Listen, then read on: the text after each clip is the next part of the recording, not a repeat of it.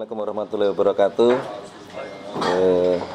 Pada sore hari ini kami mewakili Bapak Presiden dan mewakili pemerintah ingin menyampaikan dan mengucapkan selamat Hari Santri tahun 2025. Semoga Hari Santri yang kita peringati bersama-sama membawa keberkahan bagi kita semua.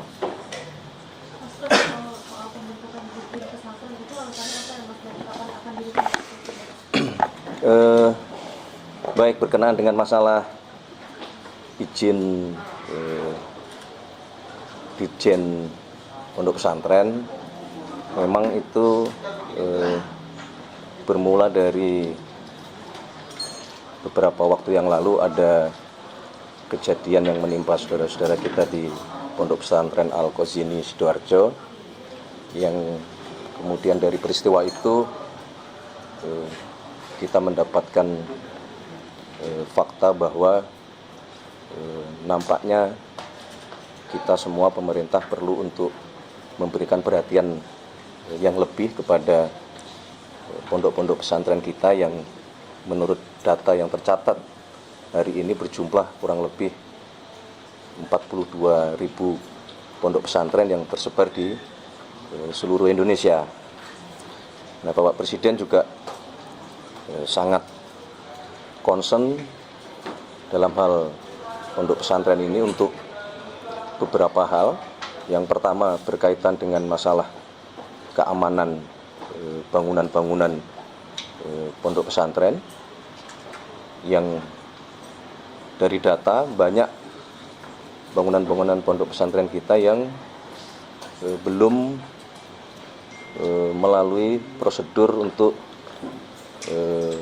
dari sisi keamanan, sehingga Bapak Presiden memberikan petunjuk untuk kepada kita yang diwakili oleh Kementerian PU untuk melakukan asesmen terhadap bangunan-bangunan pondok pesantren kita dari sisi keamanan secara teknis, termasuk kemudian beliau menyampaikan bahwa tidak hanya pondok pesantren tetapi juga lembaga-lembaga pendidikan berbasis agama yang lain, termasuk rumah-rumah ibadah baik masjid, musola, kemudian gereja dan rumah-rumah ibadah yang lain, untuk dipastikan dari sisi teknis sipil keamanannya itu memenuhi standar-standar minimal.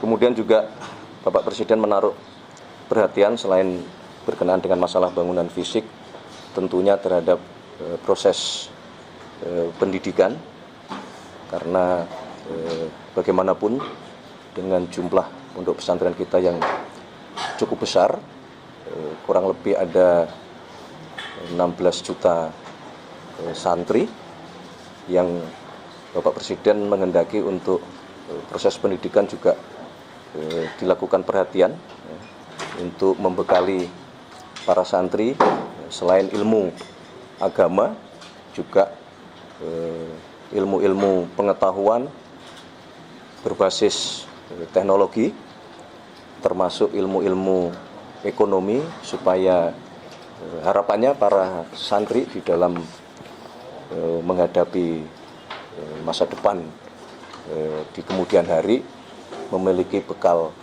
yang cukup lengkap, tidak hanya dari sisi akhlak dan keagamaan, tetapi juga kemampuan beradaptasi terhadap perkembangan teknologi, termasuk ilmu-ilmu ekonomi.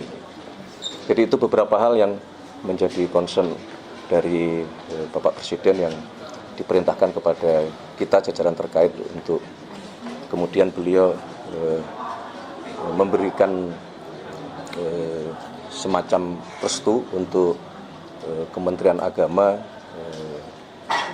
membuat Dirjen Pondok Pesantren.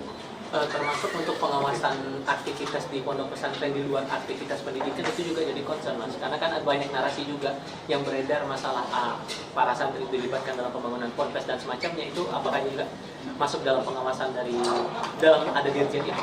Ya, tentunya itu menjadi salah satu ya. Kalau tadi kita bicara beberapa fakta, tentu pengawasan menjadi salah satu faktornya.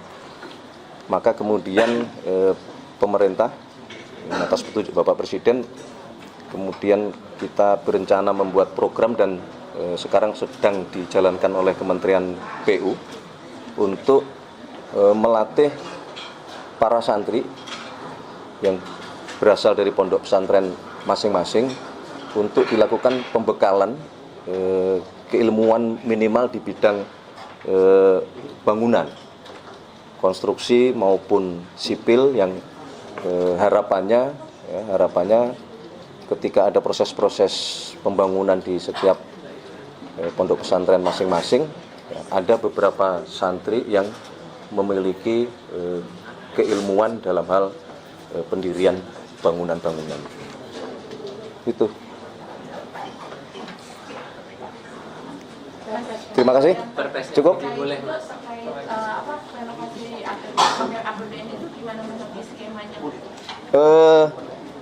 Tentunya begini, kalau berkenaan dengan masalah APBN, nanti dengan dibentuknya Ditjen Pondok Pesantren, nanti akan coba kita hitung bersama-sama dan kita inventarisasi bersama-sama mana yang secara status itu memungkinkan, dan tentu kita melihat kemampuan dari keuangan negara ya, dalam hal ini APBN, manakala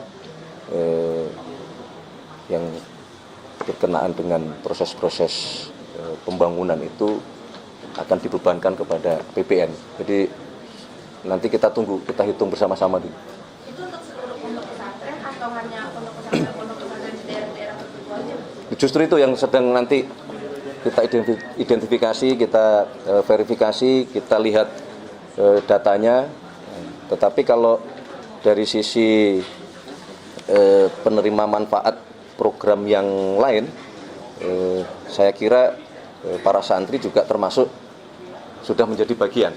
Jadi misalnya program makan bergizi itu juga termasuk di pondok-pondok pesantren. Jadi bangunannya harus kita pastikan aman, sistem pendidikannya dan keilmuannya juga harus kita pastikan siap menghadapi tantangan ke depan, ya. Tapi juga di satu sisi kualitas sumber daya manusia dari sisi pemenuhan gizinya juga masuk ke dalam program pemerintah. Dan kita pahami bahwa di banyak pondok pesantren telah berhasil juga mengembangkan ekonomi di setiap pondok-pondok masing-masing. Itu menjadi role model yang kita harapkan di semua pondok pesantren akan dapat mengadopsi dari kesuksesan pondok-pondok yang sudah berhasil. Soal MBG, Oke, cukup. Soal MBG Mas mau konfirmasi.